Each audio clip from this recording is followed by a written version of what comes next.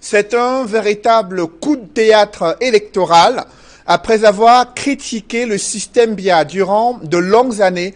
Certains leaders politiques et anciens candidats à l'élection présidentielle en 2011 viennent d'effectuer un virage à 360 degrés.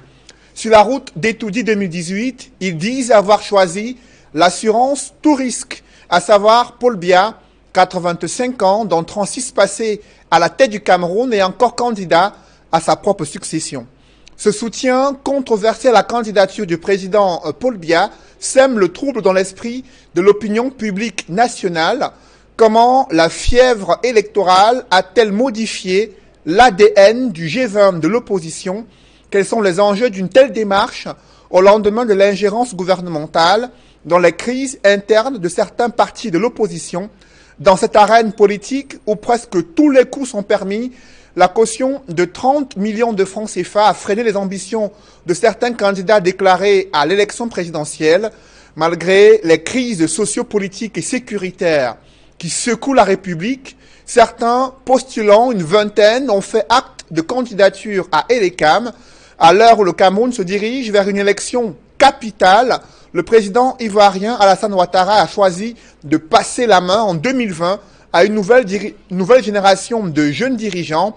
Ces questions constituent l'ossature de droit de réponse. Mesdames, Messieurs, bienvenue dans cette émission politique entièrement reliftée. Ici, le choc des idées fait jaillir la lumière des analyses sur les problématiques majeures de la vie publique nationale et africaine.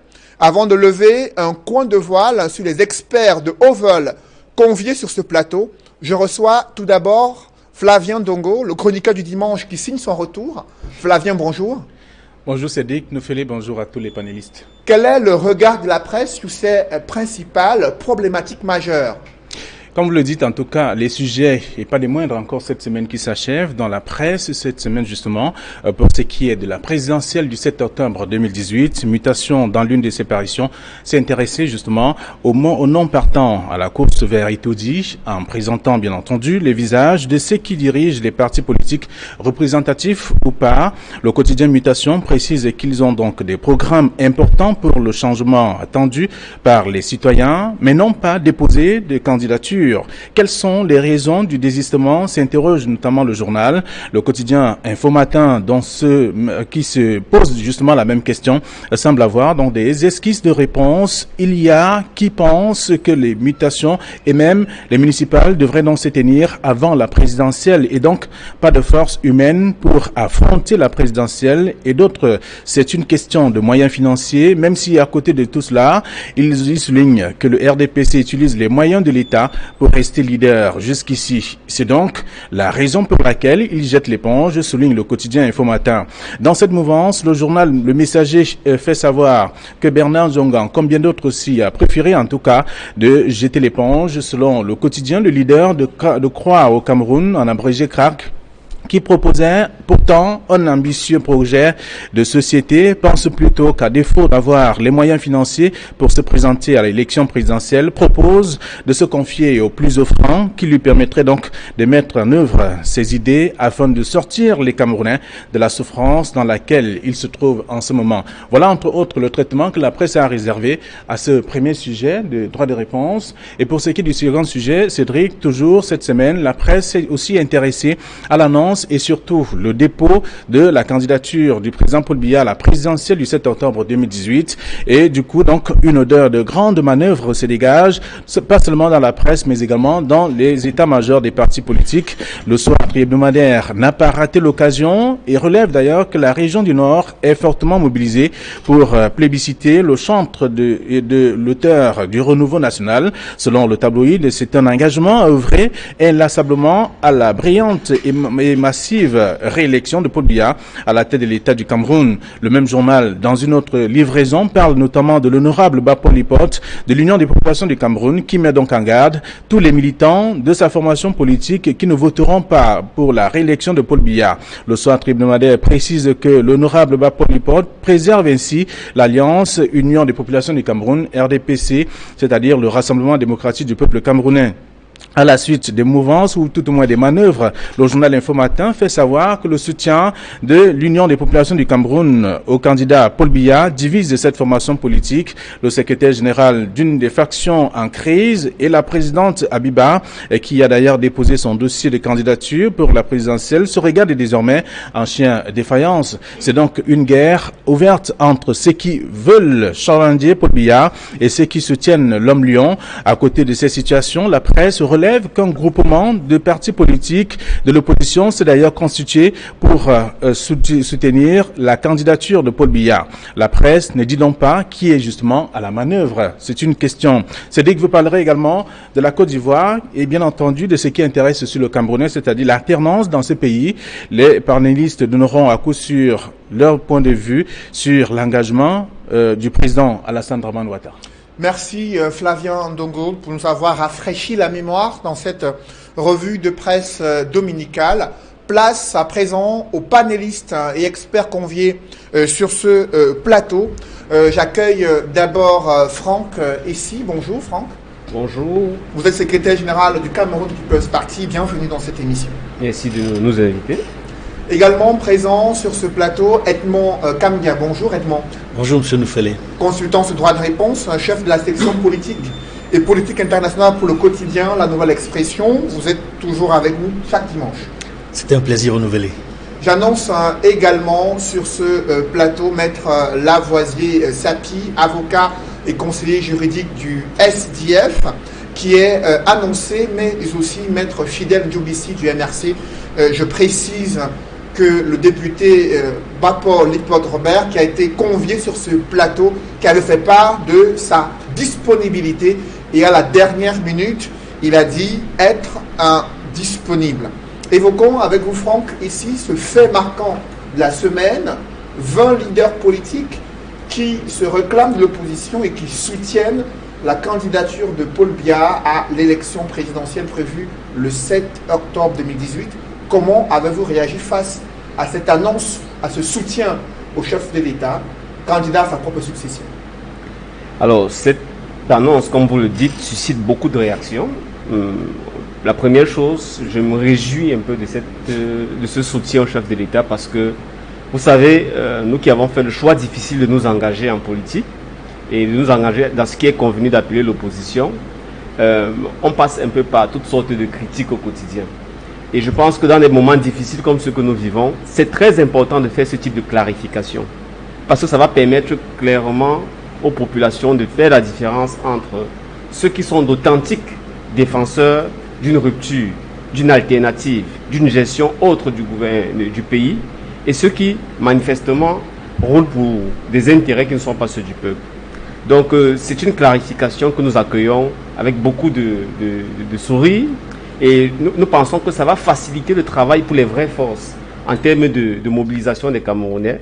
Et nous espérons que les Camerounais prendront cette date et le garderont profondément dans leur mémoire parce que dans les jours, les semaines, les années à venir, il faudra que chacun sache quelle a été sa décision à des moments critiques. Autre fait troublant dans la liste des signataires de ce soutien accordé à la candidature de Paul Biya à cette élection présidentielle, c'est la présence de Tita Fon-Samuel qui s'est présentée pour le compte du Cameroun People's Party.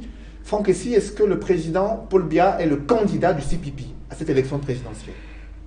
Vous voyez encore là une illustration de ce que je commençais par expliquer, parce que il faut rappeler à ceux qui nous regardent qu'en semaine, le ministre de l'administration territoriale a décidé de nommer à la tête de certains partis, dont le CPP, des présidents, en violation totale des statuts du parti, en violation totale de la légalité en matière de partis politiques au Cameroun. Et nous l'avions déjà dit dans un communiqué 2 jours avant sa décision qu'il y a quelque chose qui se tramait. On prévenait le peuple camerounais de ne prêter aucune attention à quelque imposteur que ce soit qui viendrait à se prévaloir d'une quelconque qualité du membre du CPP. Alors ce monsieur Tita, c'est quelqu'un qui a été exclu le 29 mars 2018 du CPP. Simplement parce que depuis décembre 2017, il a décidé de suspendre, sans qu'il en ait le pouvoir, ses autres camarades de tout le parti. Et il a dit que le reproche fondamental qu'il faisait à Madame Kawala, qui est la présidente légitime et légale du CPP, était le fait que elle n'avait pas compris la vocation du CPP. La vocation du CPP, c'était de soutenir le président Paul Biya, c'était de soutenir la façon dont le président est en train de gérer actuellement la crise anglophone, notamment dans sa dimension répressive. En ce sens que il est d'accord avec l'idée qu'il faut d'abord utiliser la force et privilégier et utiliser le dialogue peut-être plus tard. Donc nous leur avons dit que c'est pas les positions du parti et que si c'était vraiment ce qu'il pensait, l'avis majoritaire n'était pas celui-là. Donc on le priait d'aller militer ailleurs, défendre ce point de vue ailleurs. Mais comme nous le voyons, le ministre de l'administration territoriale a confirmé le fait qu'en dehors d'être le ministre des élections, comme il a dit de sa propre bouche, on est en dictature parce que c'est lui qui désigne maintenant qui peut diriger les autres partis de l'opposition. Justement, une initiative du G20. Donc le Paul Biya n'est pas le candidat du CPP. Une initiative du G20 de l'opposition qui s'est réunie à Yaoundé pour affirmer leur soutien à Paul Biya, considéré comme l'assurance tout risque selon ces 20 leaders politiques. Edmond Kambia, quel est le regard de journaliste politique que vous posez sur une telle démarche initié par certains leaders politiques à Yaoundé? D'abord, je dois reconnaître que cette initiative n'est pas nouvelle dans le champ politique au Cameroun, depuis au moins l'indépendance, sinon même avant l'indépendance du Cameroun français, parce qu'il faut resituer les faits historiques. Comment? Pour dire que l'UPC a toujours eu, depuis l'indépendance, au moins une tendance qui est ralliée au régime. On a vu du temps de Maï Matip, du temps de feu Kodok, qui est aujourd'hui, qui se poursuit à travers Bapolipot, que nous avons heureusement invité, que vous avez invité sur ce plateau, qui n'est pas arrivé. Nous espérons qu'il va arriver finalement, pour dire qu'il y a toujours eu une tendance UPC proche du pouvoir. Mais ce qu'il faut retenir dans ce groupe de 20 qui se prétend être de l'opposition, parce qu'on a aujourd'hui le sentiment que ceux qui se prétendent du G20 et qui disent être des opposants ne le sont pas en réalité, puisque les positions qu'ils prennent ne correspondent pas aux positions de l'opposition sur le plan des statuts, sur le plan des convictions, sur le plan de la démarche et même sur le plan de l'idéologie du combat mené par l'opposition au Cameroun, au moins depuis 92. J'en veux pour preuve une certaine récurrence au-delà de l'UPC que j'ai cité tantôt, qui se retrouve toujours dans une tendance, c'est-à-dire une tendance se retrouve toujours alliée au régime. Il y a dans cette convergence du groupe des 20, des gens qui ont toujours soutenu le chef de l'État, qui n'ont jamais été opposants. Mais il y a également, il faut le dire, depuis quelques années, un parti, le PADEC, Maître Momo, Maître Jean de Dieu, qui a pris un certain nombre de positions depuis quelques années qui embarrassent l'opposition originelle. Parce que quand il est entré dans l'opposition, il s'est présenté comme un opposant avec un parti qui critiquait amèrement, de façon acerbe même le pouvoir, mais sa dernière position, en réalité, ne surprend pas. Comme l'a dit Franck ici tout à l'heure, les masques sont jetés pour un certain nombre de leaders politiques, mais également pour un certain nombre de responsables de partis politiques qui hier étaient considérés comme opposants, mais qui ne le sont pas en réalité. Autre fait curieux à relever, Edmond Kambia, c'est la présence d'un postulant à cette élection présidentielle, Isaac Feuzeux, qui a déposé sa candidature à Elecam quelques jours avant cette réunion politique où il est venu soutenir un autre candidat à cette élection présidentielle. Qu'est-ce qui peut expliquer cette précipitation? À peine son dossier lui-même a été déposé à Elecam, lui qui a été candidat à l'élection présidentielle en 2011 et qui est candidat à cette année et qui soutient la candidature de Paul Biya. Ceux qui sont surpris, ce sont ceux qui n'observent pas suffisamment la scène politique au Cameroun depuis un certain nombre d'années. Parce que, rappelez-vous, ce monsieur, il était déjà candidat à l'élection présidentielle de 2011. Et après, vous avez vu comment il s'est comporté. Il a toujours affirmé sa loyauté vis-à-vis du régime, vis-à-vis de Paul Biya. Donc, cela ne surprend pas qu'à peine avoir déposé sa candidature, qu'il s'est décidé pour se prononcer en faveur de Paul Biya. Il a toujours été proche du pouvoir. Pour le candidat que vous citez, M. Isaac Feuzeux. Donc, cela ne me surprend pas pour son cas précis. Ce qui surprend davantage, c'est pour des cas comme ceux de Jean de Dieu, du PADEC, M. Jean de Dieu du PADEC que j'ai cité tantôt, mais également j'observe que malgré le fait qu'il y ait eu une tendance toujours alliée de l'UPC au pouvoir, il y a d'autres branches, d'autres tendances de l'UPC qui sont restées fidèles. Il y a d'ailleurs une tendance qu'on appelle l'UPC des fidèles, l'UPC des martyrs, qui se réclame de la vision historique des martyrs. Il y a également une autre vision qui est proche de celle des fidèles, qui a un candidat dans cette élection. Vous évoquiez tout à l'heure le cas de Maître Jean de Dieu Momo, président du PADEC, et sur son compte Facebook, il estime que c'est perdu d'avance pour l'opposition qui va en rendre dispersé à cette élection présidentielle.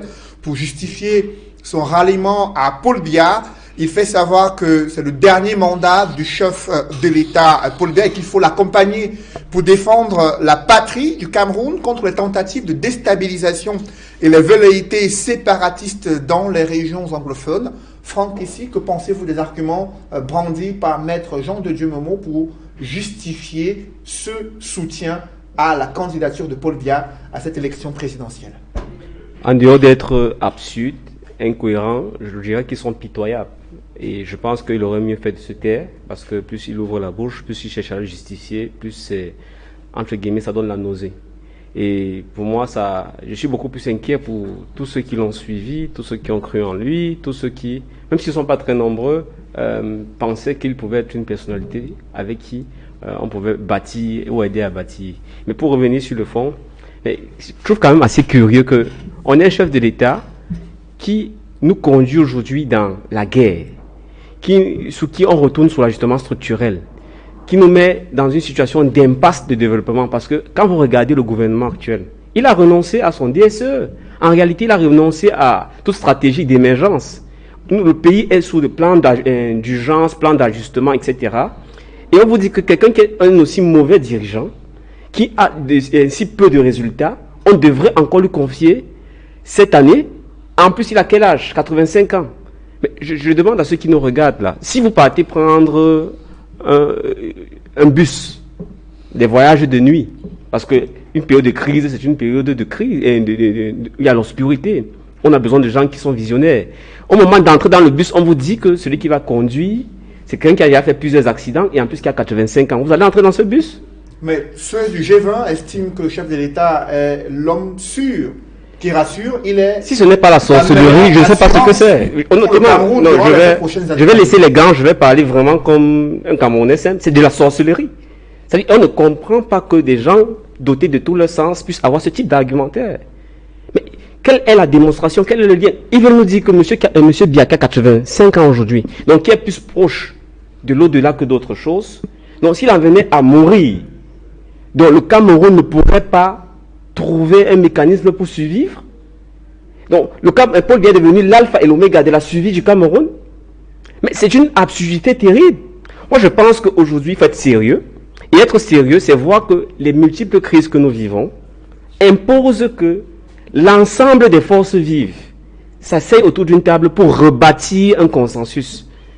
Même si on va aux élections, même si quelqu'un gagne et que ce n'est pas contesté, même ce nouveau président légitime ne peut pas faire l'économie d'assises nationales. Parce que quand vous regardez l'état du pays, on a besoin de recoller les morceaux, de se parler, de renégocier un contrat social nouveau. Ce n'est pas l'affaire d'une personne, ce n'est pas l'affaire d'un seul parti. Donc, le dire de la part de ces personnes-là, ça montre simplement qu'ils sont la solde de leur ventre.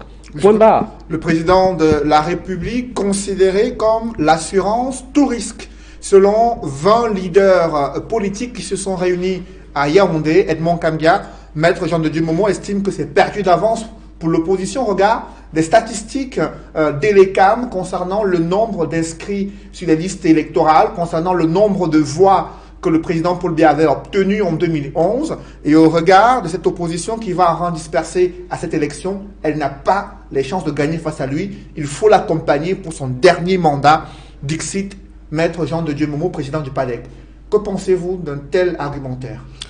Tout en respectant son opinion, son avis, parce que chacun a droit à son opinion. On n'est pas obligé tous de partager la même opinion, le même avis.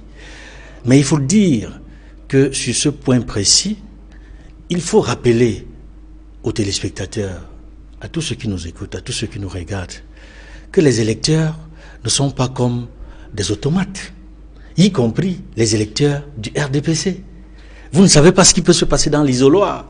Quand quelqu'un, malgré son étiquette politique, rentre à l'intérieur de son isoloir et dans sa conscience décide de mettre un bulletin dans l'urne. Et le bulletin dans l'urne n'est pas forcément le bulletin qui correspond au candidat de votre parti. Donc il faudrait que Maître Momo fasse un peu attention, qu'il nuance un peu son propos. Parce que ce qu'il a dit n'est pas totalement vrai. C'est-à-dire, on peut comprendre ce type d'analyse, mais qui malheureusement est un peu biaisé. Parce que ça donne l'impression que l'électorat fonctionne comme des moutons. Que si j'ai voté pour tel candidat aujourd'hui, je suis incapable de voter pour un autre candidat demain. Or, le contexte politique, social et politique change.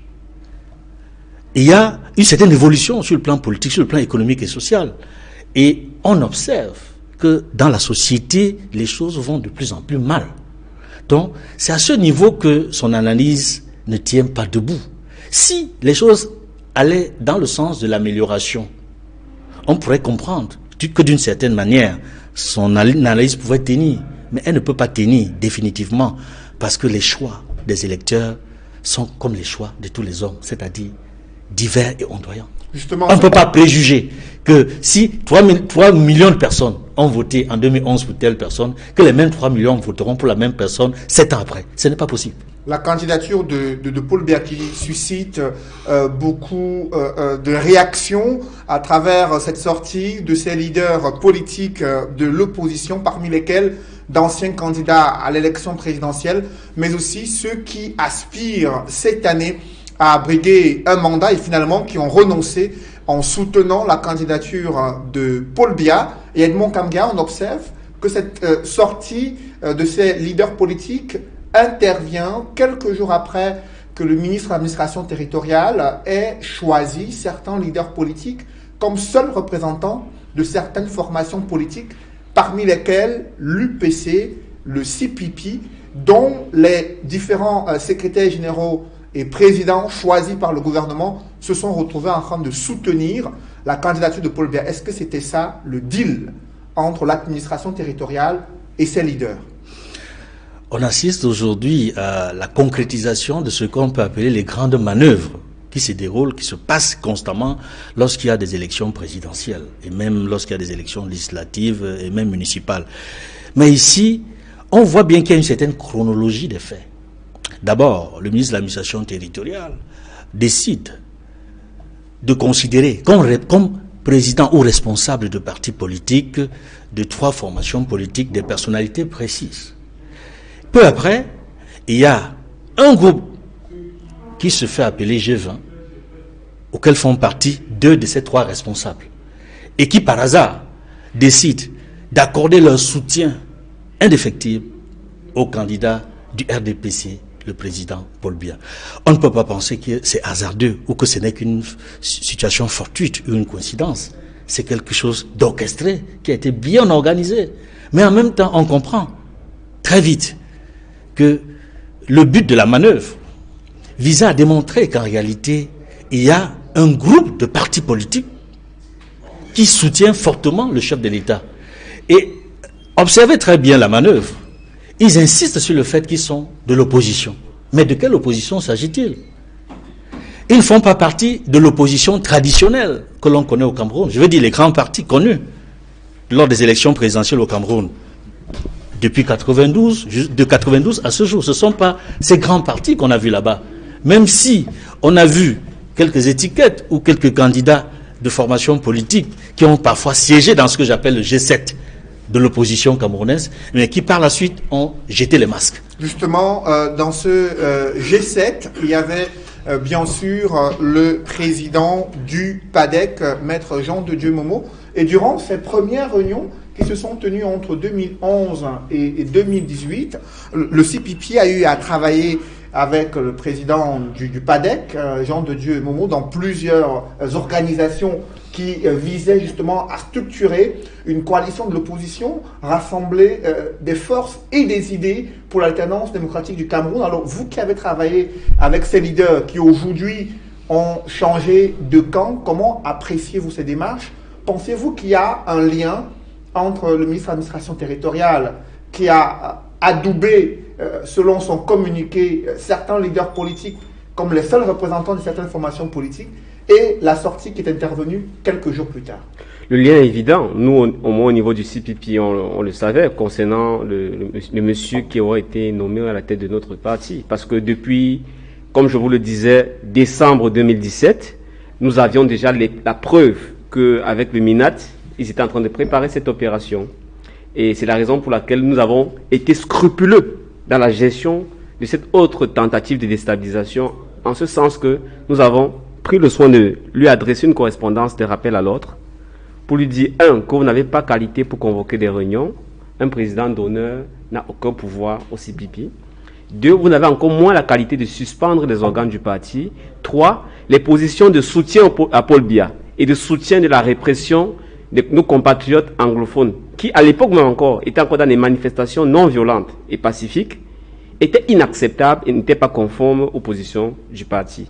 Donc, nous lui avons adressé un rappel à l'ordre. Ensuite, nous l'avons invité au Conseil national. Après, quand on l'a invité au Conseil de discipline, on a tenu le Conseil de discipline. Il a été, conformément à nos statuts, prié d'aller militer ailleurs, soutenir le président Paul Biya ailleurs. Et le MINAT a été notifié au moins 3 fois, avec chaque fois en copie toute la documentation de notre parti, toutes les lettres qui appuyaient cette décision. C'est pour dire que ça ne doit pas surprendre ceux qui nous regardent. Nous sommes à l'heure de la clarification, en ce sens que les Camerounais doivent apprendre à faire le tri entre l'ivraie et le bon grain. Moi, je me réjouis de ça.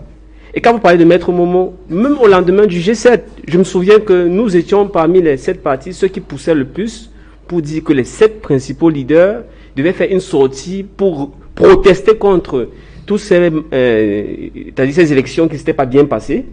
Et lui, il était le premier à ne pas suivre et aller s'asseoir à la Cour suprême pour la proclamation des résultats. Ensuite, lors des concertations, je me rappelle qu'il y a une crise. On a fait une réunion à Fumban, chez le président Damjoya, où il avait envoyé un représentant. On a pris des décisions, mais lui, hors du pays, il a dit qu'il ne se reconnaît pas dans ça, etc., etc. Donc, il y a toujours une inconsistance qui révèle en fait qu'il y a beaucoup d'entrepreneurs politiques qui montent des unités, qui se lancent en politique sans avoir réfléchi, sans avoir pris le temps de vraiment peser les pour et le contre, de comprendre les contraintes de l'engagement politique. Ce soutien des leaders politiques à la candidature de Paul Biya sème tout de même le trouble dans l'esprit de l'opinion publique nationale. Et à ce sujet, j'accueille sur ce plateau l'un des cadres politiques du mouvement pour la renaissance du Cameroun, Maître Fidèle Ndjoumissi.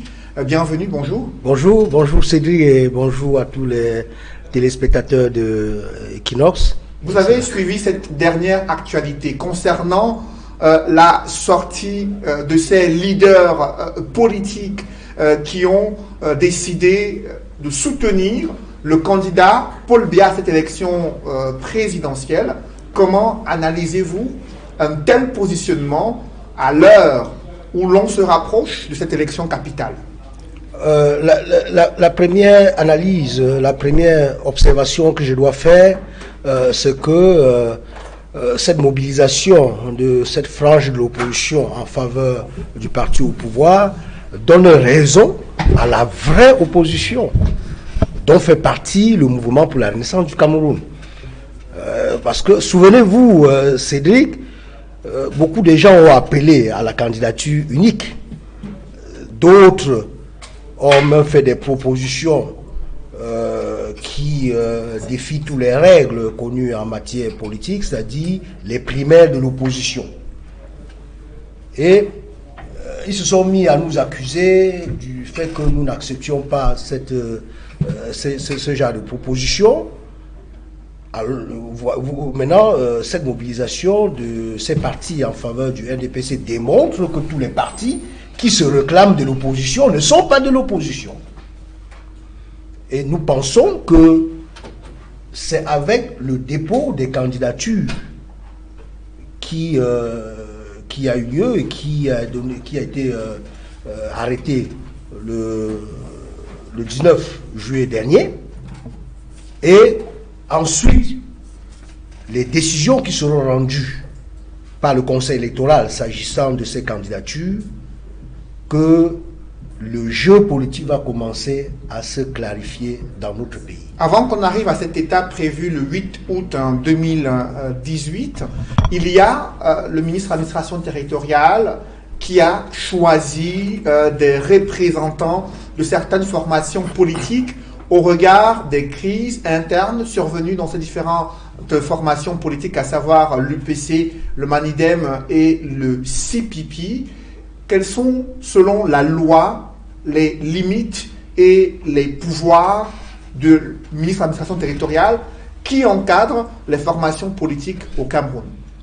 Il faut relever que les formations politiques, comme les autres associations de la société civile, sont des organisations privées.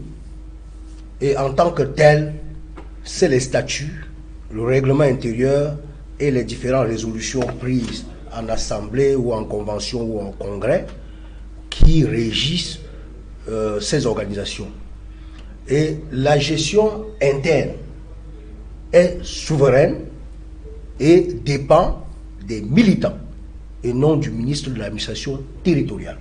Lorsque le ministre de l'administration territoriale vient à prendre une décision dans laquelle il indique que c'est elle qui est habilitée à parler au nom d'un parti politique, il s'agit là, non plus ou moins, d'une émission, d'une ingérence dans la gestion interne d'un parti politique. C'est les statuts qui indiquent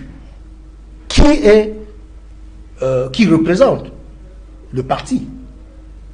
Les dirigeants sont bien visés dans les statuts et suivant les règles qui sont prévues, c'est-à-dire au cours d'une convention ou au cours d'une réunion d'un organe, on désigne le dirigeant. Mais dans la décision du ministre, nous avons constaté qu'il n'a même pas visé l'acte sur lequel il se fonde pour dire que tel doit représenter les partis en question. Non, il a donné un acte laconique dans lequel il n'indique pas précisément le fondement, soit une décision de convention ou d'une décision d'un organe. Ça veut dire que le ministre, en tant que militant du RDPC, il faut rappeler qu'il reste le président de la section départementale du RDPC pour la MESA. Donc, il roule pour son parti. Donc, il roule pour le compte du régime en place. Il n'a pas agi en tant qu'autorité administrative. Il s'agit d'un acte manifestement illégal et qui encourt annulation, dont le juge administratif peut être saisi et quand il le fera, il sanctionnera cet acte. Une décision du ministre de l'administration territoriale qui divise et déchire ces formations politiques. Autre réaction à suivre sur ce plateau, celle de Wilfried Ekanga. Bonjour. Bonjour. Bienvenue. Merci. Vous êtes analyste politique. Vous observez ces dernières manœuvres orchestrées autour de cette élection présidentielle, notamment ces leaders politiques qui se font appeler le G20 de l'opposition et qui ont décidé de soutenir la candidature du président Paul Biya à cette élection présidentielle. Comment analysez-vous le moment, le contexte dans lequel se tient ce soutien accordé au chef de l'État, candidat à sa propre succession, et la qualité de ces leaders politiques? Oui, il y a déjà un paradoxe dans la dénomination, le G20 de l'opposition, mais qui s'allie au pouvoir en place. À ce moment-là, on n'est plus une opposition, on est un allié. Ou alors, on est une opposition à l'opposition. Donc, il y a d'abord un souci dans la dénomination. Et maintenant, il faut s'interroger sur les objectifs réels de tous ces acteurs qui se sont alliés au président de la République. Est-ce que ce sont des alliés de circonstance parce que il y a eu des promesses qui ont été faites pour que, une fois que la présidence du président Paul Biya, la continuité de la présidence sera confirmée, des avantages leur reviendront pour les remercier en quelque sorte de leur soutien? Ou alors, est-ce que c'est par conviction politique réelle de la politique du RDPC qu'ils se sont alliés à lui? Si oui, il faut détailler, enfin il faut expliquer à la population dans les détails ce qu'il en retourne. Et ce qui est bien dans ce genre de registre, c'est que il ne faut pas attendre la proximité, l'approche des échéances électorales pour décider si on s'allie ou on s'oppose. Il faut déjà, bien avant, élaborer une sorte de projet, de programme, en parler. Et maintenant, lorsqu'on va dire à l'approche des élections que voilà, on s'allie à tel ou tel parti en raison des affinités, ce sera évident pour tout le monde parce qu'on aura vu des tendances, des velléités de rapprochement. On aura vu que depuis le début, quand ils ont commencé leur programme, leur vision de la chose sociale se rapprocher ou alors s'éloigner du celle du président de la République. C'est ce qui nous amène justement à nous interroger sur la qualité de la chose.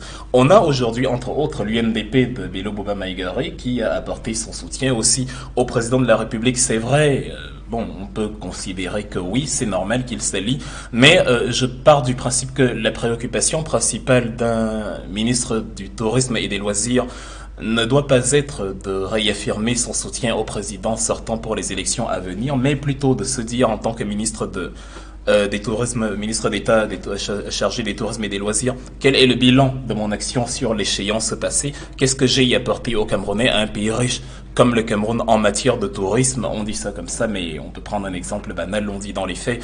Le Cameroun, on est à Douala, pas très loin de la mer, on est en région côtière. Le Cameroun a 402 km de côte. On peut se dire pourquoi dans un pays comme le Brésil, la Copacabana sur seulement 4,5 km fait en tout cas la fierté culturelle, la fierté touristique de ce pays-là et apporte des rentrées de devises. Donc on peut aussi s'appuyer sur des éléments comme ça, des éléments concrets, des éléments pragmatiques pour vraiment proposer à la population le Cameroun dont ils ont besoin. Et oui, précisons justement à ce sujet que l'UNDP est sorti divisé de sa réunion politique. Il y a des cadres anglophones de ce parti politique qui ont souhaité que l'UNDP présente un candidat à cette élection présidentielle dans un contexte où la crise anglophone continue de cristalliser l'attention de la communauté nationale et internationale. Et pour cette raison, certaines formations politiques ont choisi de ne pas se lancer dans cette course à la présidentielle, parmi lesquelles celle du CPP, dirigée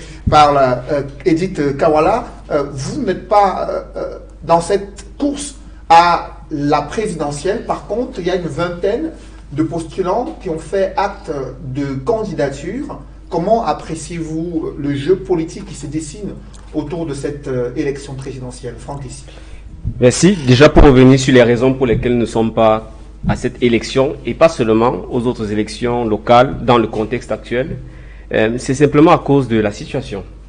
Il y a, de notre point de vue, trois impasses au moins. Il y a une impasse politique, en ce sens que l'ensemble des dispositifs qui encadrent les élections, parce que nous y sommes allés aux élections, on peut le dire, ne rend pas possible un jeu sain, ne rend pas possible l'alternance. Bon, c'est une question sur laquelle on discute parce que, vous savez, comme en politique, tout dépend aussi de votre capacité à innover, à modifier les rapports de force. Tant que quelqu'un ne sait pas frotter, il va toujours penser que, bon, avec telle ou telle stratégie, il peut faire mieux, il peut faire plus. Mais nous, on a acquis cette conviction en étant partis à toutes les élections entre 2011 et ce jour. Et en utilisant même les technologies de coalition. Je vous rappelle que moi, j'étais candidat pour être député avec une coalition de 5 partis politiques, parmi les principaux. Donc, et ça n'a pas suffi. Pas parce que mon offre n'a pas convaincu, etc., mais parce qu'il y a aussi un dispositif. Bon, pour expliquer aux gens, quand vous allez aux élections, vous n'avez pas seulement, entre guillemets, le RDPC comme adversaire. Vous avez la police, la gendarmerie, les renseignements, parfois l'ECAM, l'administration, la CATV, les juges. Donc, vous faites face à l'appareil d'État. Première chose. Bon, c'est une autre discussion et c'est pas la plus essentielle. La deuxième raison, c'est la situation que nous vivons aujourd'hui, qui est une situation de crise. On ne va pas rappeler la situation dans toutes les régions, mais en particulier dans le nord-ouest et le sud-ouest, qu'il faut aujourd'hui qu'on ne peut plus avoir de bonnes élections. On peut faire un simulacre d'élection, mais on ne peut pas avoir de bonnes élections. Bonnes élections entendues comme des élections où les candidats peuvent se déployer, les conditions peuvent être réunies pour que les gens s'expriment, votent, sans pression, en toute sécurité. Aujourd'hui, la question qu'on pose aussi bien à l'ECAM, au gouvernement, qu'à tous ceux qui vont aux élections, mais dites-nous par quelle magie vous allez faire des élections à Batibo, à Boya, à Kwakwa, à Kembon, dans toutes ces villes-là où aujourd'hui il n'y a plus âmes qui vivent. Et la troisième raison, et qui est la première même d'abord pour nous, parce que c'est une raison politique, c'est que l'analyse que nous faisons de la situation du pays fait en sorte que nous disons que pour résoudre ces crises profondes qui aujourd'hui nous enferment dans un processus d'implosion, il nous faut ce qu'on appelle une transition politique démocratique. C'est-à-dire, il nous faut suspendre, et nous assumons ça, pendant quelques années, au moins 2 ans, l'ordre institutionnel actuel pour faire des assises et le refonder. Donc, on peut revenir sur les détails, mais ça veut dire quoi? Ça veut dire que il faut qu'on se pose la question, qu'est-ce qui est le mieux pour le pays?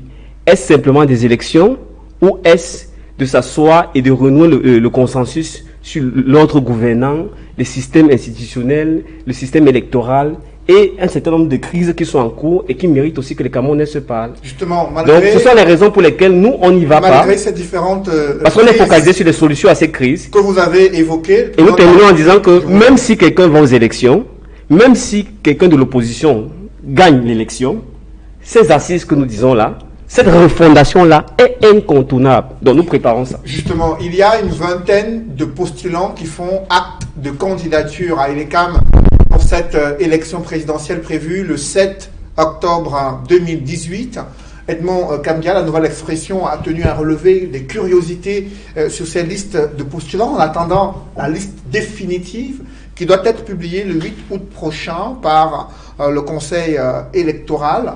Quelle est l'analyse que vous faites de ceux qui sont sur la ligne du départ en attendant de répondre à tous les critères évoqués dans le code électoral?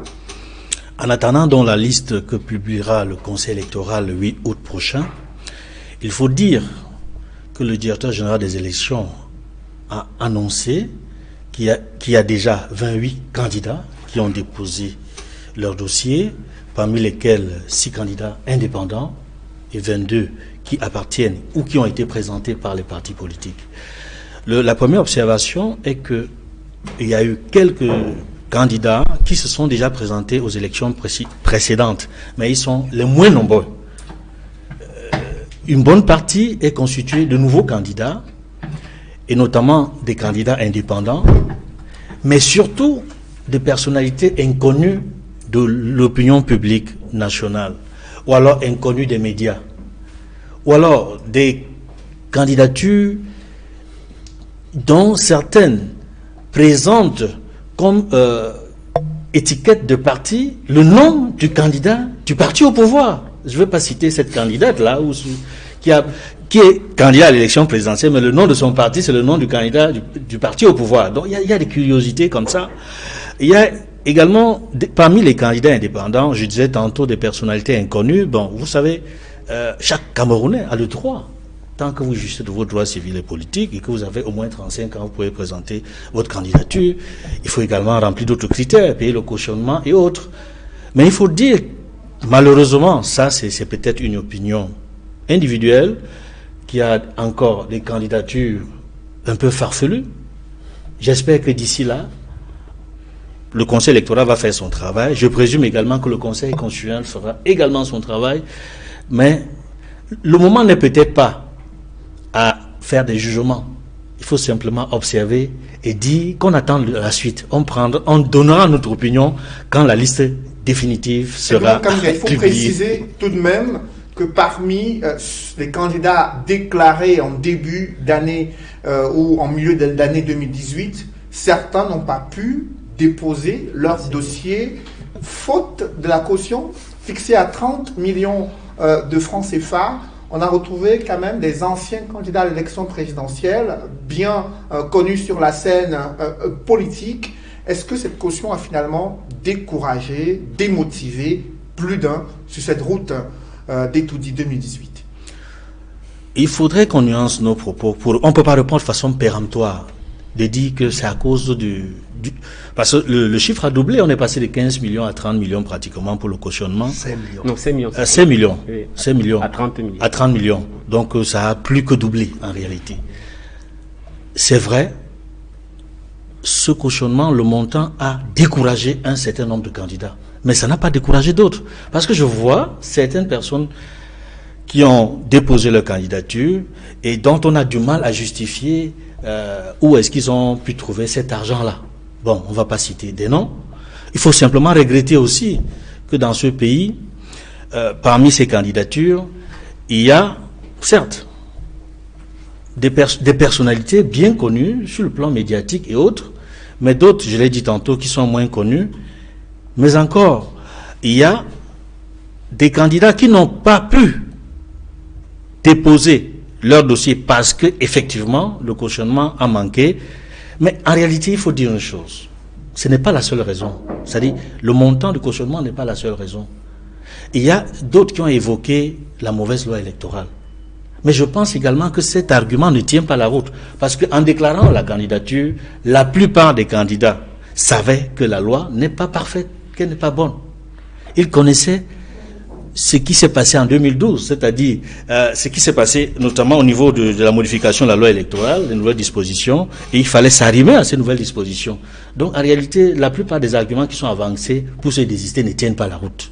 Sauf, et ça, j'insiste là-dessus, pour les partis politiques, comme le CPP et d'autres candidats qui ont participé aux élections présidentielles précédentes, je pense notamment à Jean Djenga, qui a animé la vie politique en 2011, la candidature, dont la candidature a fait le buzz il y a 7 ans, qui n'est pas également candidat pour les mêmes raisons que le CPP a évoqué, c'est-à-dire la situation de crise dans le nord-ouest et le sud-ouest. Le fait qu'une bonne partie des populations devenues aujourd'hui déplacées ou réfugiées ne peuvent pas prendre l'engagement de voter. Et cependant, ça, c'est un problème. D'aucuns estiment que cette élection présidentielle donnera l'occasion de changer le leadership du Cameroun afin de trouver des réponses à cette crise. Et parmi ces candidats, il y a le MRC de Maurice Kamto et Maître Fidèle Ndjoumissi. Vous êtes cadre politique du MRC qui a finalement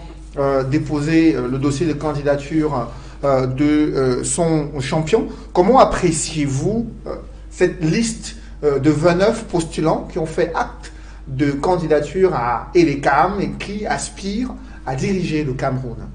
Oui, je vais prendre un peu le contre-pied de Edmond pour indiquer que ce n'est pas seulement la question des cautionnements ou bien la question de la crise dans laquelle vit notre pays qui ont découragé certains candidats à déclarer.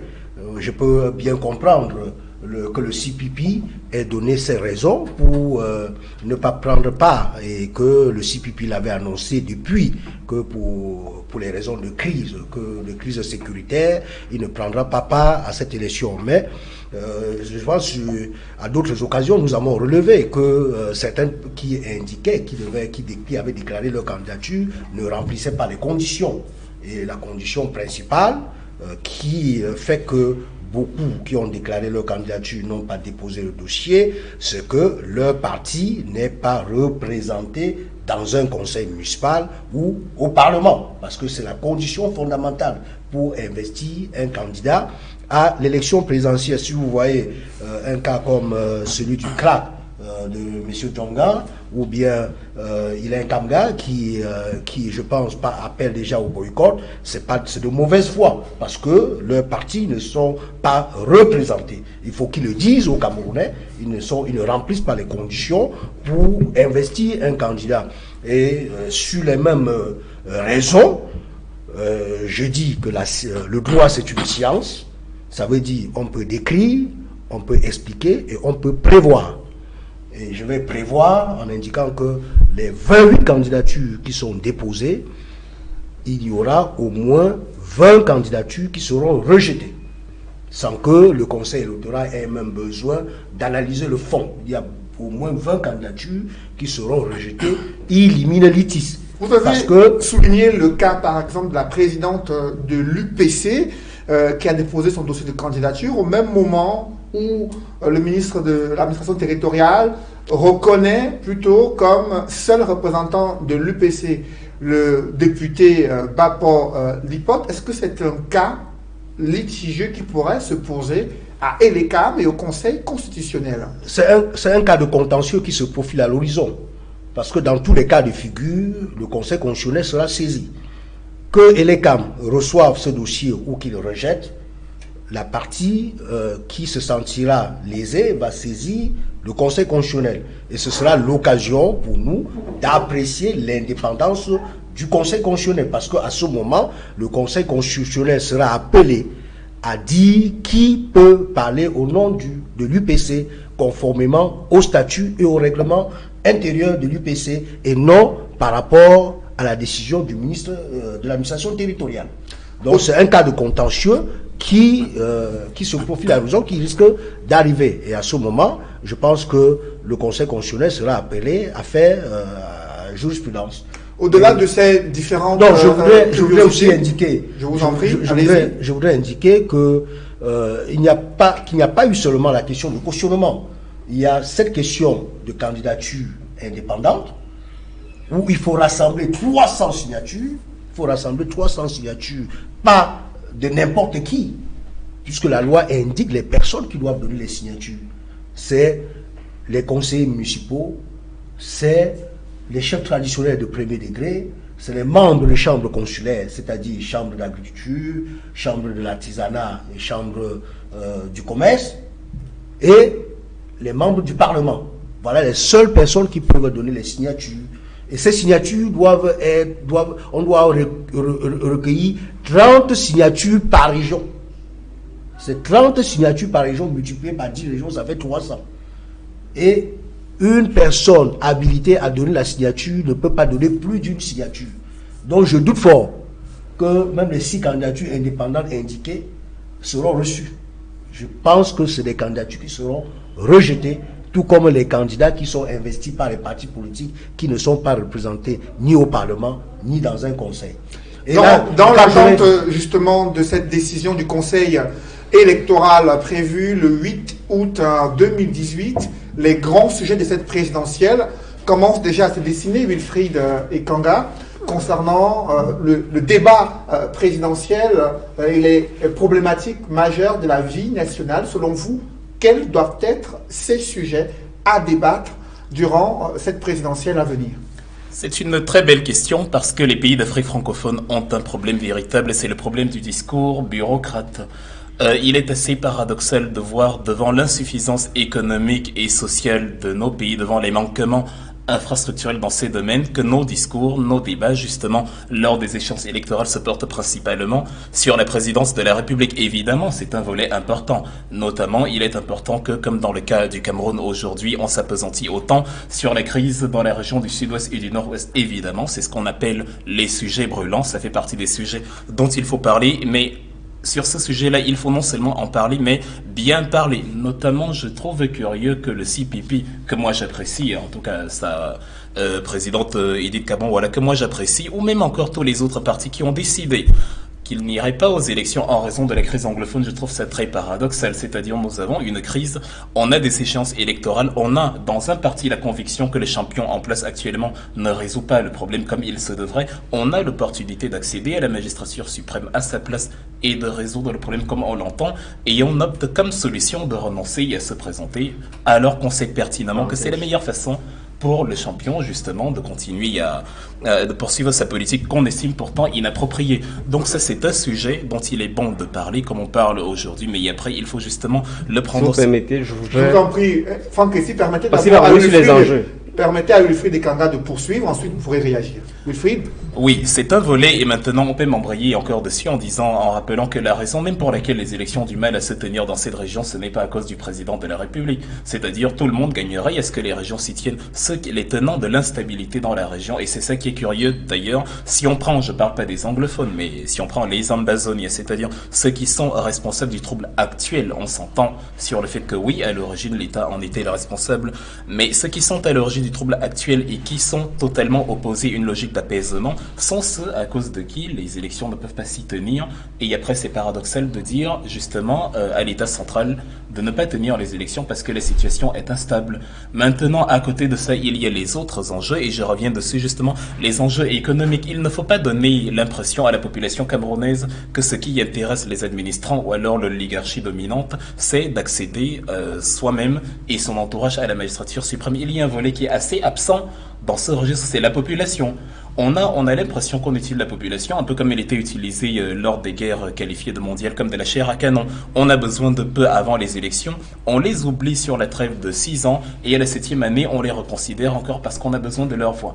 Donc ce qu'on propose réellement à la population ne figure pas, notamment sur un candidat indépendant, une femme, Geneviève Amvene, si son nom me revient bien. Je trouvais bien qu'il y ait une femme dans cette mosaïque masculine de candidats, puisque c'est 51% de la population camerounaise, mais elle aurait dû justement profiter de cette particularité-là pour présenter un projet véritable qui met en avant la femme et qui apporte une nouvelle dynamique de reconsidération du discours politique. Malheureusement, on est très souvent porté dans l'abstraction. On a vraiment, moi, en tant que Camerounais lambda, l'impression que je sais que, ben voilà, ceux-là entre eux, ils veulent chacun les meilleures conditions pour accéder à la présidence, mais ce qu'ils me proposent, moi, après que je leur ai donné ma voix, est plus ou moins absent de leur discours. Donc, en clair, une illisibilité sur les projets de société, notamment les chapitres économiques et sociaux, pour savoir qu'est-ce qu'ils proposent concrètement pour améliorer le quotidien des Camerounais. Oui, parce que à Bipanda et à Bonamo Sadi, on ne vous dira pas, la population, le mototaximène ne vous dira pas ce qu'il pense du code électoral. Il n'en sait rien. C'est quelque chose à régler justement entre l'élite bureaucrate qui doit justement élaborer des règles équitables entre eux. Évidemment, on en convient. Mais maintenant, puisque c'est à la population qu'on parle, puisque l'État n'est rien d'autre qu'une mosaïque constituée et de la population et des administrants, on ne doit pas faire comme si l'État c'est exclusivement ceux qui gouvernent et que les autres, on a juste besoin justement de leur vote. Il faut donc répondre à la question du mototaximène et du petit débrouillard du sous-quartier. Qu'est-ce que je propose comme infrastructure socio et économique pour te sortir de là et formaliser ton travail, parce que dans la plupart des cas, on est encore dans le formel, étant donné les potentialités du Cameroun, les énormes richesses du pays, c'est un anachronisme. Justement, sur la non-participation du CPP à cette élection présidentielle, pour changer le leadership du Cameroun et pouvoir œuvrer pour la résolution de la crise. Franck, ici, vous souhaitez réagir? Oui, parce que je me rends compte que les seuls à n'avoir pas compris, bien qu'on le répète, la stratégie, la proposition du CPP, ce sont les observateurs et les autres acteurs politiques, parce que le gouvernement, c'est pas par hasard qu'il essaie aujourd'hui de mettre quelqu'un à la tête du CPP. C'est pas par hasard que depuis 2016, on a fait au moins 8 passages en cellule. Parce que depuis 2014, date de notre dernier congrès, la principale résolution, c'est que le CPP va œuvrer prioritairement à la mise en œuvre d'une transition politique démocratique qui suppose, si on arrive à réunir les conditions, le dépasse, même sans les élections, du régime actuel. Qu'est-ce que ça veut dire en termes simples? Ça veut dire que c'est pas par hasard qu'on nous arrête chaque fois quand on dit il faut que nous manifestions, il faut que nous protestions pour obtenir un certain nombre de changements dans la gouvernance, y compris même demander clairement le départ de M. Biya. Donc c'est déjà pour dire, que la non-participation à cette élection présidentielle date de 2014 en termes de décision. On a dit qu'à moins, ce que nous nous sommes dit, et ça a été publié dans nos résolutions, à moins que quelque chose de positif et de majeur ne survienne entre 2014 et 2018, dès 2014, au lendemain des élections de 2011, au lendemain des élections de 2013, nous avions déjà fait cette analyse. Première chose. Deuxième chose, nous ne disons pas on ne part pas et on reste tranquille. Mais nous avons proposé quelque chose aux Camerounais. Et peut-être vous n'êtes pas au courant, pas plus tard que hier, avant-hier, toute la journée, notre siège a été encerclé par 35 forces des armées, police, etc. Pourquoi? Parce que nous allions faire une proposition aux Camerounais sur ce qui pour nous apparaît comme l'enjeu principal de l'heure. Et justement, on a fait un appel aux États généraux de la nation avec tout un ensemble de propositions de mutation institutionnelle. Quel est l'enjeu principal à cette élection présidentielle? L'enjeu principal pour le pays, pas pour l'élection présidentielle, parce que, à la différence des autres, pour nous, l'horizon politique du Cameroun ne va pas s'achever le 7 octobre. Le pays va continuer à exister et peut-être dans un état pire que celui d'aujourd'hui. L'enjeu aujourd'hui, c'est de régler un ensemble de questions fondamentales liées à notre constitution, nos institutions, le contrat tacite qui semble s'être installé entre gouvernants et gouvernés pour qu'on sorte des crises qui aujourd'hui sont l'accumulation de ces renvois à plus tard. Quand on parle par exemple de la forme de l'État, la nature de l'État, c'est une question qui préoccupe les gens aujourd'hui. Les gens sont pour le fédéralisme, les gens sont pour l'État véritablement unitaire et décentralisé. Sauf que, où nous divergeons, c'est que certains pensent que, votez-moi, une fois au pouvoir, j'organiserai le processus de mutation de l'État.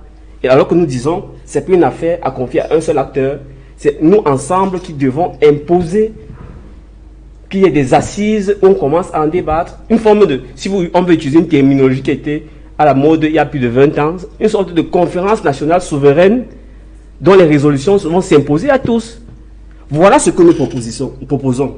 Donc nous ne proposons pas construisons un pont ici, parce que ça c'est notre cuisine interne en tant que parti. Vu la crise que nous traversons, nous proposons que les Camerounais s'asseyent et ensemble rétablissent le consensus. Justement, Edmond Kangia, sur ces et nous allons agir et mener campagne pour ça.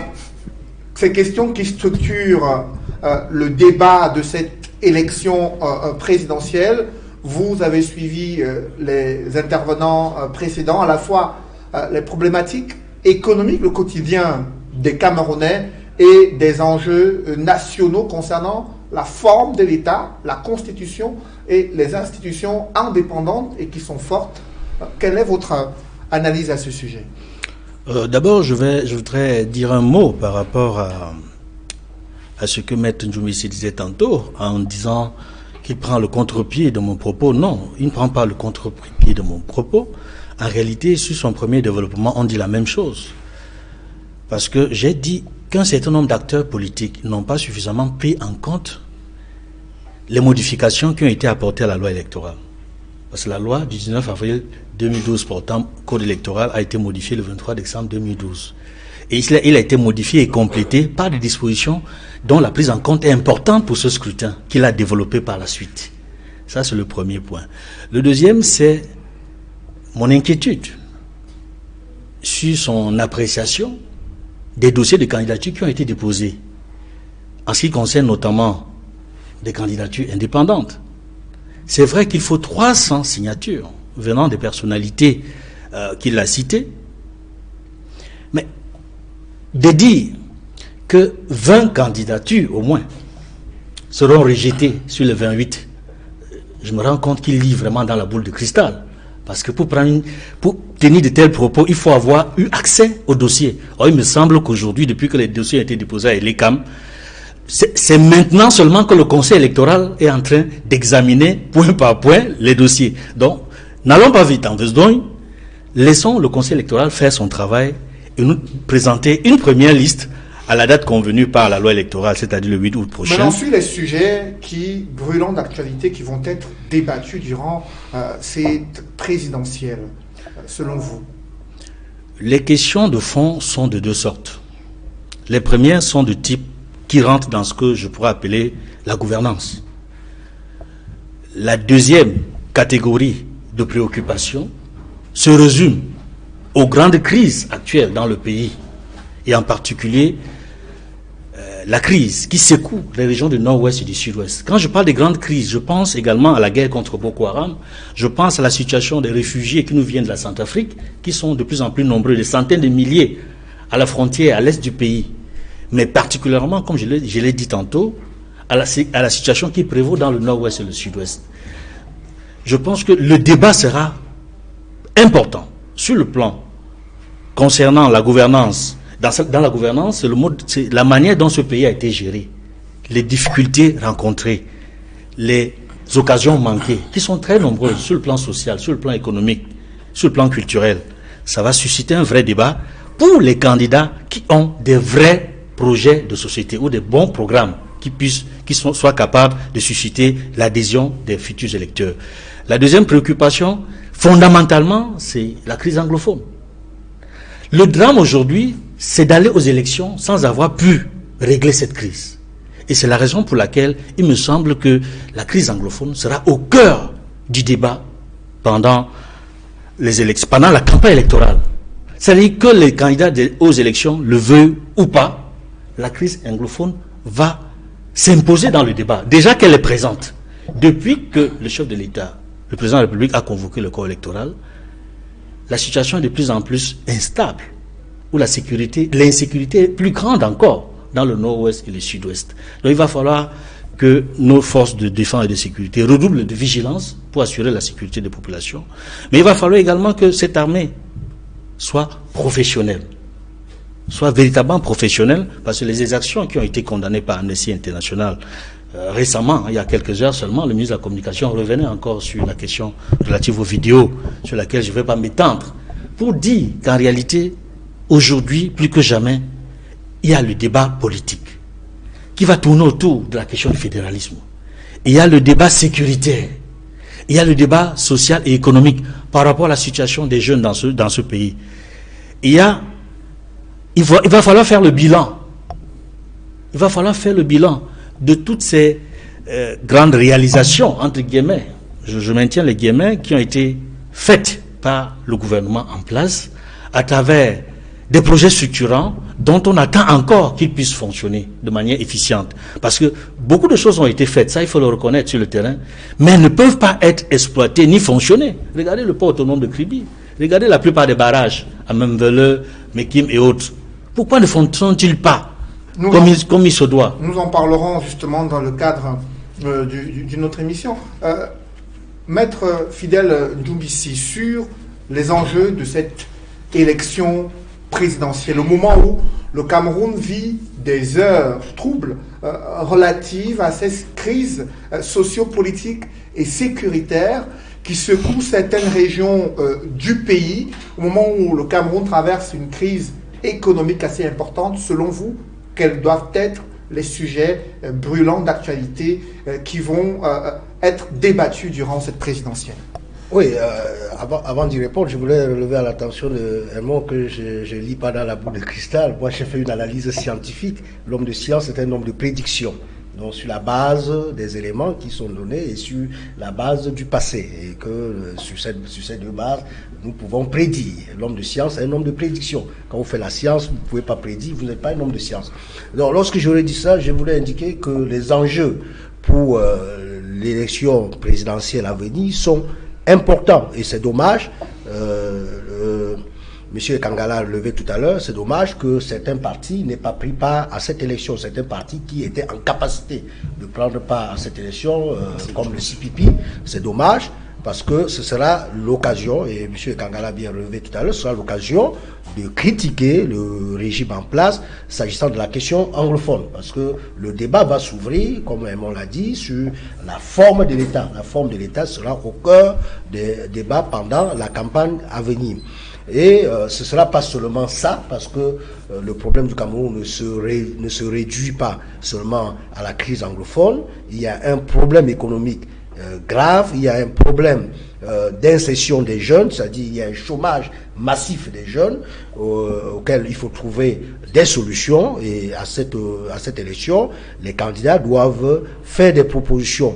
Nous, au Mouvement pour la Renaissance du Cameroun, nous avons fait un projet de société depuis la création, c'est-à-dire depuis 2012, où nous avons indiqué 5 piliers. Et sur la base de ces 5 piliers, le professeur Maurice Kamto est en train de dérouler le programme en 5 chantiers. Et actuellement, il est dans la partie septentrionale du pays. Il a déjà fait plus de 10 jours. Il a commencé par l'extrême nord. Il sillonne les villages et pour expliquer aux populations ce que le Mouvement pour la Renaissance du Cameroun propose comme solution. Nous avons les chantiers institutionnels. Dans le chantier institutionnel, il y a la révision de la Constitution, il y a cette question de la forme de l'État. Et à une occasion, le professeur Maurice Kamto n'a pas manqué d'indiquer que au niveau où est rendue la crise anglophone, nous ne pouvons plus contourner cette question de la forme de l'État. Et il a bien indiqué que nous, au Mouvement pour la Renaissance du Cameroun, nous pensons qu'on doit débattre de la forme de l'État et que c'est les Camerounais eux-mêmes qui doivent choisir la forme de l'État dans le cadre des débats et au besoin dans le cadre d'un référendum. Nous pourrons avoir affaire soit à un État fédéral, soit à un État unitaire, décentralisé. D'autres pensent que c'est le fédéralisme et certains que c'est l'État unitaire. Mais nous, au Mouvement pour la Renaissance du Cameroun, nous voulons entendre tous les Camerounais sur cette question. Sur le chantier économique, le professeur Maurice Kamto est en train d'indiquer comment on doit sortir de la situation économique piteuse dans laquelle le Cameroun se trouve, en dépit de ces nombreux avantages sur le plan des ressources, de de son potentiel économique énorme que le président en fonction m'a même reconnu, et que à plusieurs occasions il a dit que partout où il va dans le monde, les gens se posent des questions de savoir comment un pays aussi riche comme le Cameroun n'arrive pas à décoller. Si le Cameroun n'arrive pas à décoller, c'est la faute du régime en place, et nous sommes en train de proposer des solutions pour remettre le Cameroun sur le chemin de la croissance. Parce qu'en 1982, quand M. Biya recevait le Cameroun, c'était un pays prospère, c'était un pays à revenus intermédiaires, c'est un pays qui sortait du sous-développement pour un pays développé. Et c'est pour ça que dans notre projet de société, nous avons parlé de l'EA, c'est-à-dire le lion économique de l'Afrique. Et nous avons toutes les ressources pour le faire. Dans notre programme, les jours à venir, nous allons développer. Justement, il faut préciser. Et par exemple, sur le plan, nous parlons de l'agriculture, qui peut être un levier pour notre économie, et que nous avons indiqué les bassins de production où nous allons mettre l'accent pour que l'agriculture puisse booster notre économie. Et dans son chantier de l'éducation, tout à fait. Dans son annonce à sa candidature à cette élection présidentielle, Paul Biya a indiqué sa volonté de conduire les Camerounais vers un pays plus uni, plus stable et plus prospère. Ce seraient les grandes lignes de la campagne du président Paul Biya, candidat à sa propre succession. Face à lui, des ténors de l'opposition qui ont chacun déposé leur dossier de candidature. Du coup, la presse s'est interrogée, n'y aura-t-il plus de coalition de l'opposition dans cette élection présidentielle? Wilfried, je vous en prie, permettez d'abord à Wilfried de pouvoir réagir. On reviendra vers vous. Wilfried, sur cette question dont se pose la presse au regard des différents dossiers de candidature déposés par ceux qui sont présentés comme les ténors de l'opposition, la presse se demande, est-ce qu'il n'y aura plus de coalition face au candidat Paul Biya, candidat du parti au pouvoir? La presse ne devrait pas se le demander, la presse devrait le demander au fameux candidat de l'opposition, justement parce que c'est l'occasion de déterminer si ils veulent la magistrature suprême en tant que tronc commun pour matérialiser les idées qu'ils estiment justes pour le pays, ou alors si chacun veut, à titre individuel, être président de la République. Et c'est ça qui nuit souvent justement à notre opposition en Afrique. Et c'est pour ça que je reviens toujours sur ce que je disais au départ, où l'impression est plus donnée sur le fait que, évidemment, il y a des petits changements. Je peux le dire ouvertement qu'avec le MRC, on a notamment moins cette impression parce que c'était un parti qui a été créé a posteriori, après les élections de 2011, et non les formations, au contrario, des formations qui se créent à la prédécision électorale, qui s'est donné une certaine tranche de 6 ans pour élaborer une assise sociale, pour élaborer une sorte de notoriété nationale, et ainsi de suite. Maintenant, les autres partis, en tout cas, il y en a d'autres aussi qui ont plus ou moins suivi la même voie, il y en a qui sont plus ou moins sérieux les uns que les autres, mais en tout cas, ça donne l'occasion justement à la société civile, aux Camerounais lambda qui ne comprend rien à la mosaïque bureaucratique de l'appareil dirigeant, les réponses qu'on a à donner à ces préoccupations. Parce que quand nous parlons des enjeux économiques, nous avons l'habitude de procéder comme si c'était au choix.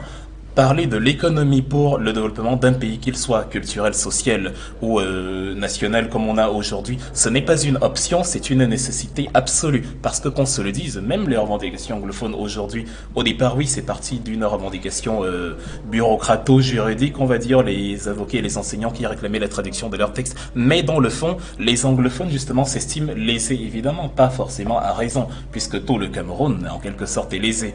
Marx disait que toute société n'a eu pour histoire que la lutte des classes. Il y a les dirigeants qui s'accaparent la quasi-totalité de la richesse, il y a le peuple qui n'a presque rien pour assurer sa pitance quotidienne. Et donc, même dans le cas de la région anglophone, justement, même si le problème devient après culturel, ça part d'un sentiment de rejet, d'un sentiment d'être délaissé par un État central, alors par ce qu'ils appellent la partie francophone qui s'accapare en tout cas la quasi-totalité de la chose. Et aussi bien pour le CPP que pour le Manidem, par exemple, d'Anissé et Kane, je trouve un peu curieux qu'ils s'apesantissent sur l'élaboration des projets économiques hors campagne Or, la campagne était justement l'occasion de présenter aux populations, voilà ce que nous avons à vous proposer, même si ce n'est pas nous, peut-être en coalition avec les autres, voilà ce que nous avons à proposer. Anissé Kane disait lors de sa conférence le 17 juillet que justement, on va pas se présenter aux élections, mais on va continuer d'édifier la population sur les enjeux économiques, les enjeux de la misère, les enjeux de la situation actuelle, aussi bien sur ce plan-là que sur le plan de la question anglophone. C'est une initiative géniale, on va dire, c'est même très bien, et le CPPI a procédé de la même façon et évidemment comme avec la question anglophone, ce qui a d'ailleurs entraîné la situation actuelle, ils ont été matés par notre État qui ont l'habitude d'utiliser le droit de la force plus que la force du droit. Ils ont, voilà, on a parlé d'Atanganji qui a déterminé, qui veut déterminer à la place d'un parti qui est une structure qui se veut indépendante, que c'est monsieur Tati Samuel Fon qui va maintenant être le porte-parole de la République. On se souvient justement qu'en mai de l'année dernière, lorsque Kawala demandait de ne pas aller au défilé du 20 mai, justement, pour la question anglophone notamment, lui il avait demandé aux membres, enfin à tous les membres d'y aller massivement et dont la proximité de l'État envers celui-là fait que c'est lui que Atanganji, qui est justement de la cellule du parti au pouvoir, le réclame. Donc oui, il y a cette répression-là, oui, mais ça n'occulte pas le fait que quand il y a un problème comme celui-là, il faut déjà parler aux Camerounais et maintenant parler aux Camerounais sur ce que eux ils veulent savoir. Le Camerounais lambda est comme un client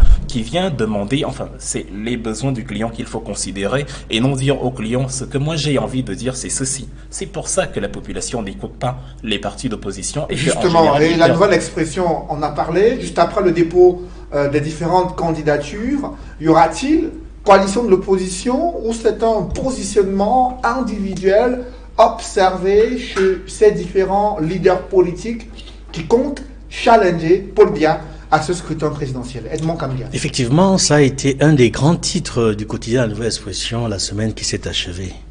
L'opposition entre coalition et positionnement. Vous voyez bien les termes, coalition et positionnement. Nulle part nous n'avons parlé de candidature unique. Parce qu'en réalité, il s'agit de parler de la coalition. En réalité, parce que, entendons-nous sur les termes, le débat est mal posé lorsque les gens insistent sur la notion de candidature unique. Ça n'a jamais existé au Cameroun. Je suis acteur et témoin de l'histoire. J'ai vécu et couvert les élections présidentielles en 92 au Cameroun. Et il n'y avait pas eu de candidature unique. Il y a eu une candidature consensuelle. Le candidat de l'Union pour le changement était le fruit d'une coalition, d'un consensus mené par un certain nombre de formations politiques. Cela n'a pas empêché d'autres candidats d'être présents dans cette élection présidentielle. Et de grands candidats étaient dans cette élection présidentielle. John Fundi n'était pas le seul candidat. Il y en avait d'autres. Il y avait Jean-Jacques Ekindi, même si c'est désisté par la suite, il était candidat. Il y avait beaucoup d'autres candidats en 1992. Il n'y a pas eu de candidature unique. Il y a eu une candidature issue d'un consensus. Le problème, en 2004, c'est que la coalition n'a pas réussi à déboucher sur un candidat unanimement accepté. Il y a eu une controverse sur la candidature d'Adamou Ndamdjoua en 2004. Il y a eu, on le voit dans les autres scrutins, le débat se pose sur candidature unique. C'est un débat mal posé. Pour bien le poser, il faut parler de la coalition. C'est pourquoi la nouvelle expression utilise le terme coalition. Maintenant, on se rend compte que dans ce qui se passe en ce moment, c'est-à-dire dans la fièvre électorale, la pré-campagne, il y a des candidats qui se positionnent et d'autres qui rêvent d'une coalition. Elle n'est pas achevée. Le fait de déposer la candidature n'exclut pas une coalition. N'exclut pas une coalition entre les candidats qui se sont engagés. Mais cela dépend des arrangements, des tractations, des négociations. Donc, il ne faut pas se leurrer. La candidature unique, c'est un faux débat. Une candidature issue d'un consensus de formation politique de l'opposition, oui, ça c'est une possibilité. Mais aujourd'hui, tel que le débat est lancé, je pense qu'aujourd'hui, les électeurs doivent observer attentivement la scène politique, regarder ce que leur proposent les différents candidats qui sont engagés dans cette élection, et scruter et voir comment vont se comporter les leaders, notamment les principaux partis qui sont engagés dans cette course. Alors que le Cameroun se dirige vers cette élection capitale, le président ivoirien Alassane Dramane Ouattara s'est engagé à passer la main à une nouvelle génération de jeunes dirigeants d'ici 2020, lui qui a demandé à ses principaux partenaires politiques de l'accompagner dans ce chantier, des propos qui ont suscité une résonance particulière sur le continent africain Franck, ici, comment avez-vous accueilli les termes et les propos utilisés par le président ivoirien lors de ce congrès de nouveaux partis politiques en Côte d'Ivoire, lui qui estime qu'il est temps pour une nouvelle génération de jeunes dirigeants ivoiriens de prendre la tête de ce pays d'Afrique de l'Ouest? Bon, c'est un propos d'abord de politicien. Je veux dire que pour moi, c'est pas peut-être l'enjeu principal, mais je vais répondre parce que les enjeux principaux, c'est qu'il n'y a pas de véritable réconciliation en Côte d'Ivoire. Le pays reste très fragile. Le consensus tacite qu'il y a entre les forces qui ont renversé M. Gbagbo, on n'en connaît pas tous les tenants et les aboutissants. Et à ce titre, il ne faut pas, si vous voulez apprécier la dynamique politique en Côte d'Ivoire au seul propos ou au seul discours public officiel. La preuve, c'est que chaque fois qu'il y a quelques remous dans des débuts de mutinerie, on voit une réactivité, une réaction du pouvoir qu'on ne voit pas forcément lorsque les autres forces politiques marginalisées aujourd'hui posent des problèmes essentiels. Il y a, je le rappelle, je crois que c'est l'année dernière, il y a eu la révision constitutionnelle, l'adoption d'un nouveau texte, et il y a beaucoup de questions fondamentales, questions foncières, etc., qui ont été éludées par le pouvoir en place. Donc c'est d'abord pour dire que situons le contexte. Ensuite, c'est un propos de politicien. Pourquoi? Parce que il a un accord avec son ami du PDCI et qu'il veut contourner. L'idée était que, voilà, je prends le pouvoir, j'exerce 2 mandats, ensuite je donne à ton poulain. Ouais. Donc, il se trouve que le RDR, dans cette coalition du RHDP au pouvoir, a la majorité des cadres, a la majorité des moyens. Donc, son projet de faire un parti unifié là, est en fait une forme de phagocytose, d'absorption des autres forces. Et c'est ça que le président Bédié a compris. Et c'est ça qui explique un peu la défiance et la divergence qu'il y a entre les deux. Ouais. Surtout que, jusqu'ici, l'opinion, moi je ne suis pas dans le secret des dieux, peut-être les autres vont m'édifier, qui dit qu'il ne prépare pas le terrain à Soro? Puisque Soro est un des éléments de l'hégémon actuel, c'est-à-dire que des forces qui assurent la stabilité actuelle de la Côte d'Ivoire, il y a M. Soro, qui n'est pas seulement président de l'Assemblée nationale, mais qui est d'abord un chef de guerre, qui a voilà, qui détient des armes, ce qui n'est pas normal dans un État, et qui peut déstabiliser n'importe quel président, peu importe l'élection qu'on met en place, en l'état actuel des choses. Donc, je pense que la situation est complexe. Il y a beaucoup de choses qui se jouent derrière. Rien ne dit que ce propos d'estrade, ce propos politicien qui vise à contourner, à ne pas respecter un accord avec M. Bédié, augure de lendemain qui ne soit pas tumultueux pour la Côte d'Ivoire. Justement, Maître Fidèle Ndiobissi, sur la situation en Côte d'Ivoire, un agenda politique caché derrière ces propos d'Alassane Dramane Ouattara concernant l'avenir politique dans ce pays, la nouvelle génération qui a des dents longues et qui, depuis, dans les couloirs du pouvoir ivoirien, guette bien sûr cette nouvelle épopée à venir en 2020. Oui, s'agissant de la déclaration de Ouattara, moi je ne voudrais pas lire dans la boule de cristal. Je voudrais me limiter seulement à ce que je trouve comme avantage, c'est-à-dire le transfert du pouvoir à la nouvelle génération. C'est ça que je trouve bien, c'est ça que je préfère relever comme avantage, c'est-à-dire il a affirmé qu'il devait, de concert avec le président Bédié, voir dans quelle mesure transférer le pouvoir à la nouvelle génération. Et il a donné des illustrations des jeunes qui sont au pouvoir dans d'autres pays. C'est ça que je vois comme avantage. Hein. Qu'il y ait manœuvre pour contourner le deal ou bien l'accord, peu importe. Ce qui importe, c'est qu'il faut une nouvelle génération au pouvoir en Côte d'Ivoire. Et c'est ce que nous demandons également dans notre pays. C'est un message qui va au-delà de la Côte d'Ivoire. Un message qui est adressé à la jeunesse africaine, qui est adressé aux gérontocrates qui s'accrochent au pouvoir en Afrique. Non? Et c'est pour ça que nous-mêmes, au mouvement pour la renaissance du Cameroun, nous avons anticipé, nous avons compris depuis. Parce que quand vous regardez le présidium du directoire du mouvement pour la renaissance, le premier vice-président, Mamadou Mota, qui est ingénieur agronome, il a 38 ans. C'est le premier vice-président. La deuxième vice-présidente, Madame Noah, qui à ce jour est persécutée dans sa contrée parce qu'elle a adhéré au mouvement pour la renaissance du Cameroun, elle n'a que 36 ans. hein, et la troisième vice-présidente, Sadou, qui est à Garoua, c'est une jeune enseignante de 27 ans. Donc, et le professeur Maurice Kamto, qui est à cheval entre la jeunesse et l'autre, et la classe vieillissante, prépare la transition. Au mouvement pour la naissance du Cameroun, nous sommes en train de préparer la transition. Le professeur Maurice Kamto est là pour nous diriger vers cette nouvelle génération, parce que il faut relever, Cédric, que les jeunes dans notre pays, pendant longtemps, ne se sont pas intéressés à la politique. Il ne faut pas qu'un jeune sorte un matin, il dit qu'il veut gouverner le Cameroun, justement, alors qu'il ne s'est pas préparé. Le discours politique tenu par certains dirigeants africains et la réalité sur le terrain, Wilfried Ekanda, il y a souvent un fossé important entre les annonces faites par les présidents africains pour tenter de calmer les velléités et les tensions internes dans leur formation politique et les aspirations de la jeunesse africaine. Comment appréciez-vous cette sortie de Dramane Alassane Ouattara? Est-ce qu'elle peut faire tache d'huile sur le continent africain? Vous posez une question dont vous apportez la réponse, en quelque sorte. Je ne dirais même pas souvent, je dirais quasiment toujours dans les pays d'Afrique francophone. On peut s'amuser comme ça à faire un petit voyage. On va au Bénin quand Patrice Talon disait qu'il serait le président d'un seul mandat et qu'on voit que dans l'état actuel, plus l'échéance s'approche, plus le discours se relativise. On a en RDC, il y a 4 jours, le président Joseph Kabila s'est adressé au Parlement.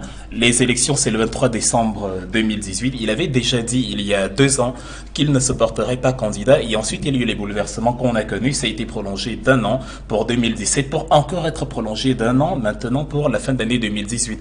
Et alors que la semaine dernière, en tout cas à la fin de la semaine écoulée, on s'attendait à ce qu'il dise carte sur table parce que la Constitution ne le lui permet pas, qu'il ne se représenterait plus.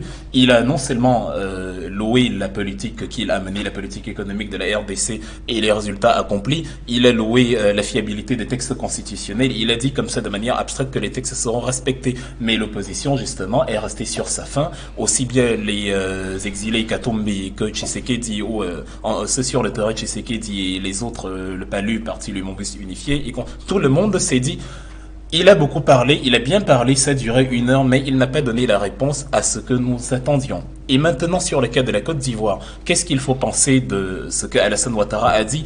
Moi, je suis dans un scepticisme absolu face à sa parole, parce que les élections, c'est dans 2 ans, et on le sait, s'il suffisait de promettre pour faire, ça se saurait. Lorsque le président de la République, en 2004, a parlé des grandes ambitions pour le septennat à venir, tout le monde était certain de voir émerger un énorme projet infrastructurel, économique, etc. C'est au terme du septennat qu'on s'est rendu compte qu'il était consacré seulement à élaborer des ambitions et que les réalisations attendraient un septennat supplémentaire. Donc on est dans cette démagogie politique, dans cet art de manipuler le discours. J'appelle ça la drague politique, la drague électorale. Et comme tout flatteur vit aux dépens de celui qui l'écoute, le succès du leader politique qui s'exprime ainsi dépend de la naïveté de ses populations. Alors l'appel est à la prudence en Côte d'Ivoire actuellement, parce que aussi bien le RDR que le PDCI de Conan Bédier, ça va un peu dans tous les sens. S'il y a ce fameux accord tacite évidemment qui a été élaboré au sein du Rassemblement des oufouettistes pour la démocratie et la paix, le RHDP, il y a en même temps d'un coup Conan Bédier qui dit que voilà, son leader actuel, l'ancien Premier ministre Daniel Tablan Duncan, n'a pas assez de charisme pour assurer la continuité. Et après Ouattara, dont il estime que lui, il peut revenir. Et au sein de Ouattara, on n'est pas sûr si c'est M. Gon Coulibaly, le Premier ministre actuel, ou alors Guillaume Soro qui va remplacer. En fait, il y a cette guerre interne là déjà, en plus du fait qu'on n'est pas sûr que Ouattara ne se représenterait pas, parce que on connaît les antécédents d'Alassane Ouattara. Il n'en est pas à son premier forfait. On a eu la problématique du franc CFA où il avait été démontré à corps et à cri que la France avait la même mise sur la gestion monétaire, et où il a affirmé dans les télévisions occidentales que ce n'est pas le cas. On a vu le fameux contentieux avec Laurent Gbagbo qui n'est pas résolu, et lui qui considère que voilà, la Côte d'Ivoire est dans une dynamique de paix, dans une dynamique de continuité, etc.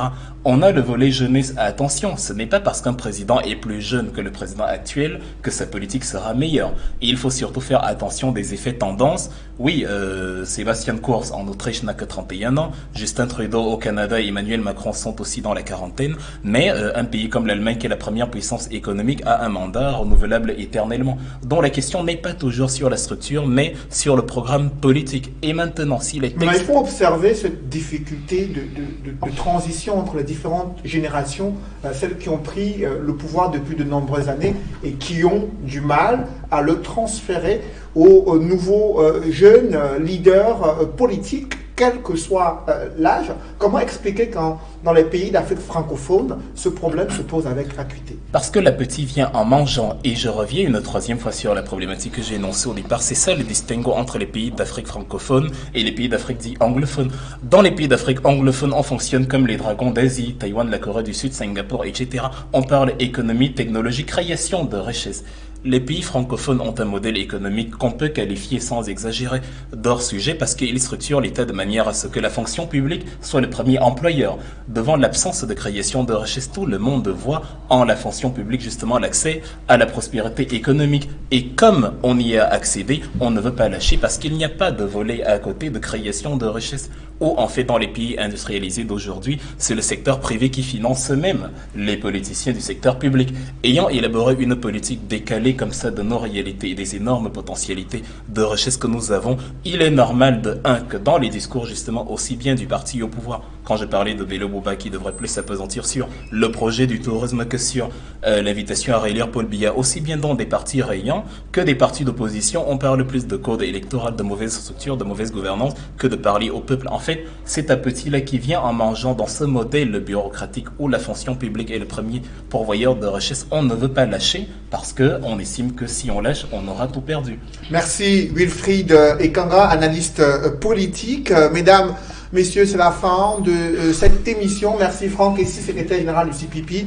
Edmond Kamga, consultant sur droit de réponse. Maître Fidèle Djouissi, cadre politique du mouvement pour la renaissance du Cameroun. Mesdames, messieurs, merci d'avoir suivi cette émission. Rendez-vous dans une semaine pour une nouvelle édition de Droit de réponse. Restez sur Equinox Télévision.